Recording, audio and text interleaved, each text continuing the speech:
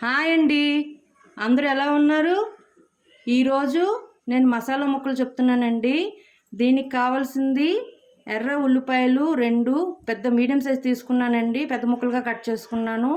నా కారం తగ్గట్టు 9 ఎండుమిర్చి తీసుకున్నాను. 3 to 4 టేబుల్ స్పూన్స్ నువ్వులు, హాఫ్ టేబుల్ స్పూన్ జీలకర్ర, 5 to 6 టేబుల్ స్పూన్స్ వరిపిండి అంటే రైస్ ఫ్లోర్ అండి. ఉప్పు తగినంత. కూరగాయలు మనం దీనికి ఆనపకాయ యూజ్ చేసుకోవచ్చు, సొరకాయ పచ్చి పపాయ యూజ్ చేసుకోవచ్చు, అంగారకాయలు, ములక్కాడ యూజ్ చేసుకోవచ్చు అండి. లాంగ్ బీన్స్ ఉంటాయి కదా, కౌ బీన్స్, అవి కూడా యూజ్ చేసుకోవచ్చు ఈ కర్రీకి. నేను మాత్రం వీళ్ళు యూజ్ చేస్తుంది ఆనపకాయ, అంగారకాయలు, ములక్కాడ అండి. అన్నీ పెద్ద ముక్కలుగా కట్ చేసుకొని ఇవి 80% కుక్ చేసుకుంటున్నానండి. ఇవి కుక్ అయ్యేలోపు నేను మసాలా తయారు చేసుకుంటాను. ఈ విధంగా పేస్ట్ చేసుకొని పక్కన పెట్టుకున్నానండి. ఇప్పుడు ఈ కూరగాయలు కూడా ఉడికిపోయాయి.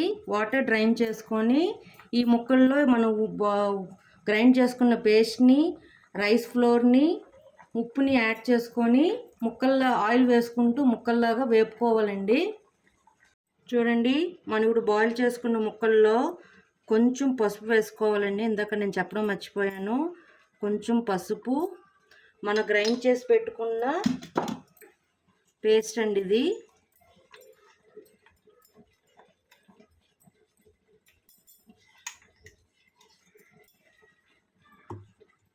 ఉప్పు, రైస్ ఫ్లోర్ వేసేద్దాం. ఇప్పుడు రైస్ ఫ్లోర్ కూడా వేసేద్దామండి. నేను 4 to 5 స్పూన్స్ వేసుకుంటున్నాను. సరిపోతే చూసుకొని వేసుకోవాలి.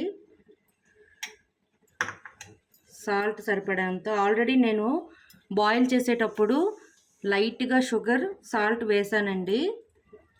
సో చూసుకొని వేసుకోవాలి. ఇవన్నీ బాగా మిక్స్ చేసి ఈ మసాలా అంతా ఈ ముక్కలకు పట్టేటట్టుగా పట్టించుకోవాలి. ఇది పాతకాలపు రెసిపీ అండి. ఇది చాలా బాగుంటుంది. వేడి వేడి అన్నంలో నూనె వేసుకొని కలుపుకొని తింటే చాలా బాగుంటుంది.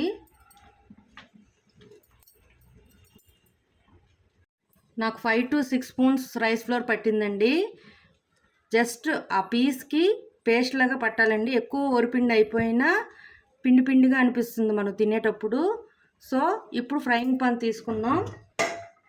చూడండి, పాన్ తీసుకొని గ్యాస్ వెలిగించుకున్న తర్వాత 5 to 6 టేబుల్ స్పూన్ ఆయిల్ వేసుకొని అది హీట్ అయ్యాక ఇవి పీస్గా మనం ఫ్రై చేసుకోవాలండి. 2 దుక్కులు మీడియం ఫ్లేమ్లో పెట్టుకుంటూ ఫ్రై చేసుకోవాలి. 4 to 5 టేబుల్ స్పూన్స్ వేసుకున్నాను. ఆయిల్ వేడెక్కింది. సో హీట్ ఎక్కువగా కాకుండా మీడియం ఫ్లేమ్లో పెట్టుకొని ఇలా ఒక్కొక్క పీస్గా ఫ్రై చేసుకుంటూ అన్ని దుక్కులో ఫ్రై చేసుకోవాలండి బాగా. చూడండి, ములక్కాడ, అంగారకాయ, ఆనపకాయ అంటే సొరకాయ అండి. దీంట్లో మనం పచ్చి పప్పున పండు అంటే పపాయ, రా పపాయ కూడా వేసుకోవచ్చు. కౌ బీన్స్ అవి కూడా వేసుకోవచ్చు. అవి కూడా చాలా బాగుంటాయి.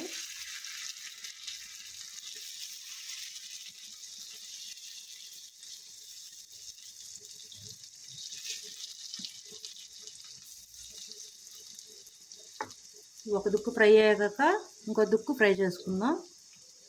చూడండి, ఈ విధంగా ఫ్రై చేసుకోవాలండి. ఒక దుక్కు ఫ్రై చేసుకున్నాను, మరోవైపు ఫ్రై అవుతున్నాయి.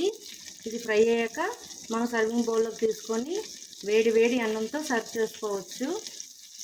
చూడండి, ఇది 2 దుక్కుల్లో బాగా ఎర్రగా ఫ్రై అయిపోయింది. ఇప్పుడు దీన్ని సర్వింగ్ ప్లేట్లోకి తీసుకుందాం. చూడండి, ఎంత క్రిస్పీగా ఫ్రై అయిపోయాయి. ఈ విధంగా ఫ్రై చేసుకొని సర్వింగ్ బౌల్లోకి తీసుకున్నానండి. ఇది వేడి వేడి అన్నంతో చాలా బాగుంటుంది ఆయిల్ వేసుకొని తింటే. అంతేనండి, మసాలా ముక్కలు రెడీ. మీకు నచ్చినట్లయితే like, share and subscribe. Bye.